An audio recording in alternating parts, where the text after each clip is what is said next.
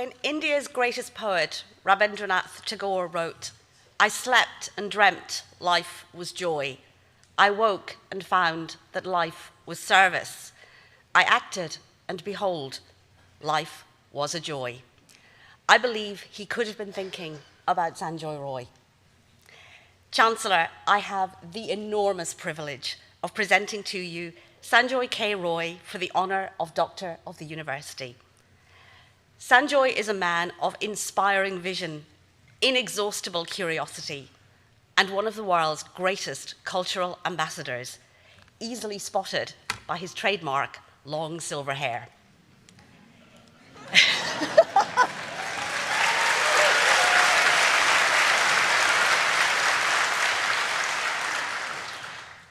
He is a man who believes passionately in the power of artistic expression and endeavour to make the world around us enriching, empowering, and empathetic. A man who adores the outer fringes of experimental cooking, embracing different cuisines and spices. An inspiring mentor, boss, and friend. A man who is spiritually inclined, but hugely irreverent. A man acknowledged by his team as one who is easily bored, but has a large and generous heart. Those characteristics are the very characteristics that have made the Jaipur Literature Festival, of which he is producer, the greatest literary show on earth. At the 2022 York Festival of Ideas, the writer, historian, and co-founder of the Jaipur Literature Festival, William Dalrymple, who received an honorary degree earlier this week from York also, readily acknowledged the public and enormous debt that the festival owes Sanjoy Roy in developing and delivering the festival's enormous global reach. Sanjoy's path to becoming a major producer in the arts was not perhaps preordained. Following a degree in philosophy from St. Stephen's College in Delhi, he went to law school but dropped out to embark on his first career in Indian television at the outset of its enormous expansion. At the same time, he became an active member of the Delhi-based Theatre Action Group. In 1989, he co-founded Teamwork as a film production company and met Punita, who is now his wife. In Sanjoy's words, by the mid-1990s, we had 40 daily or weekly soap operas, puppet shows, news programs, talk shows, art shows, cooking shows. We became a factory for television.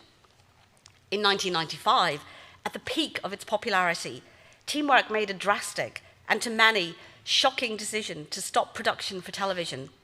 Sanjoy has recalled that we shifted from making money every hour to pure art.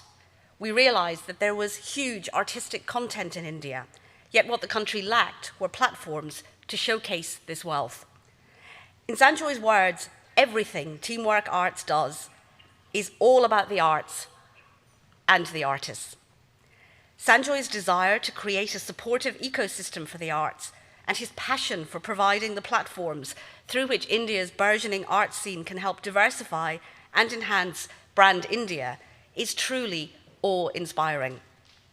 Teamwork transitioned from a TV content production hub to a more generalist arts organisation that developed, curated, and produced live events, before spotting the opportunity to harness Jaipur's incredible and unique heritage to develop the Jaipur Literature Festival. Described as part circus, part postgraduate seminar, and part revolutionary assembly, Jaipur Literature Festival has now become one of the largest festivals in the world. I was lucky enough to go to the 2020 Jaipur Festival, and it was literally an assault on the senses. Leaving aside the global cast list of speakers and performers participating, what was most striking was the energetic participation of vast and mostly young audiences.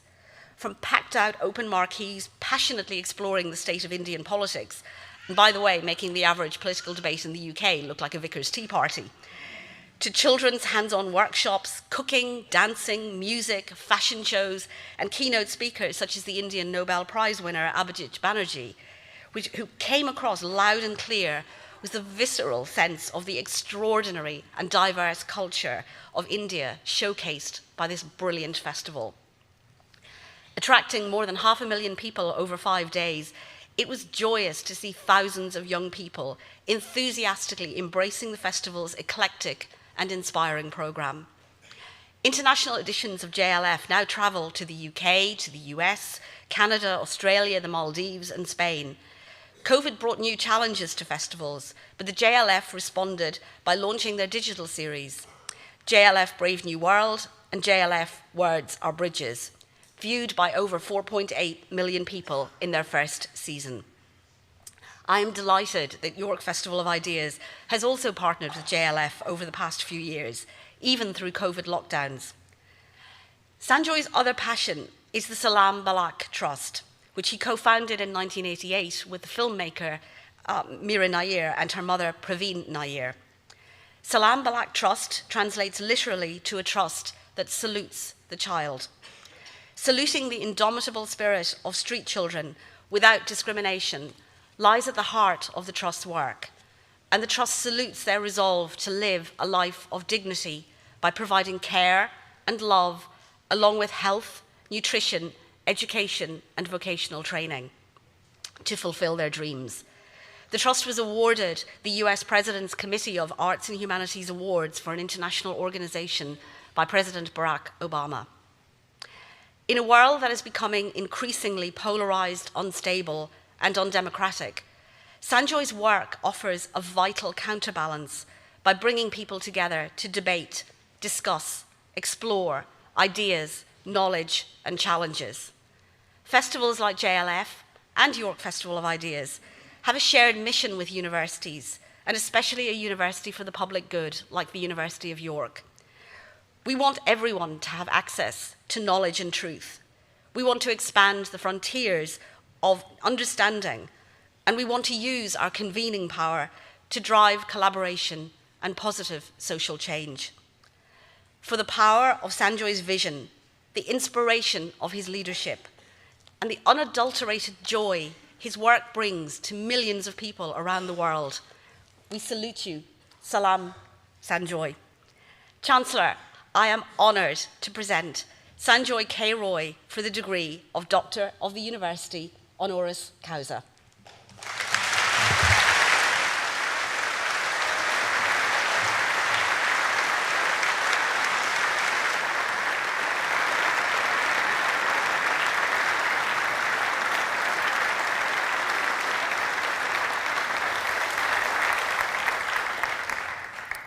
Through the power invested in me by the University of York, I have great pleasure in conferring upon you the degree of your Doctor of the University, Honoris causa. Thank you. Thank you. Thank you.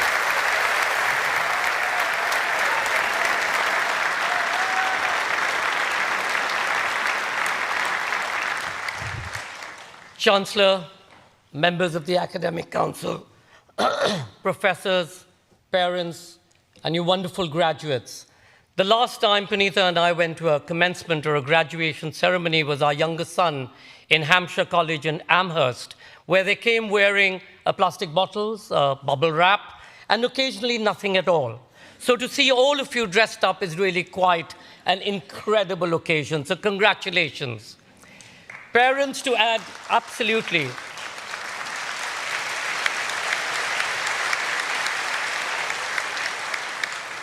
Parents, to add to what the Chancellor said, congratulations to all of you for staying the course. This indeed is your investment. This is the time to let them walk free. Remember, they will be back. And when they do come back, do treat them with love and understanding, especially if they say we want to study further for another few years. Hold your breath on that one. For all of you graduating here from the University of York, it's taken me 6 years, thanks to Joan Conconnon, to get me here and find a date that I could be here with all of you. And really, thank you, Joan, and thank you to the Festival of Ideas at the University of York, and all of you for inviting me to your beautiful city. But to you, you've received your degree. You will be stepping out into the world. You've done what you think you've come here to do. But this is really your beginning. A university's role is to get you to question, Yes, it's not necessarily that your parents like those questions, nor your teachers or the government or people in power, but it is your role to question. It is your role to fight for the truth. Not occasionally, once a month when you pick up the papers outside of WhatsApp, but every day, every hour, every minute. You're walking into a world which is in a most difficult situation. You have climate crisis, you have wars, you have the forgotten wars of Afghanistan and Southern Sudan and so many other places. You are privileged because your parents have supported you and you've supported and worked yourself to be here. There are so many millions of people across the world in different parts who every day fight for survival. And it is a difficult fight. So when you step out into the world, tread gently upon the earth, because you will be treading on someone's dreams. Remember, for every opportunity that you reach out to grab, you must look at taking others along. There are those who have nothing. They're the homeless, people with mental health issues, people with physical issues, people from other colors and other religions. And that really, in many ways, is the role of the arts. Why is the arts important? Not just in the beautiful singing that we heard a little while ago. The arts is important because it allows you a window into another world, a different philosophy, a different way of life, a different religion.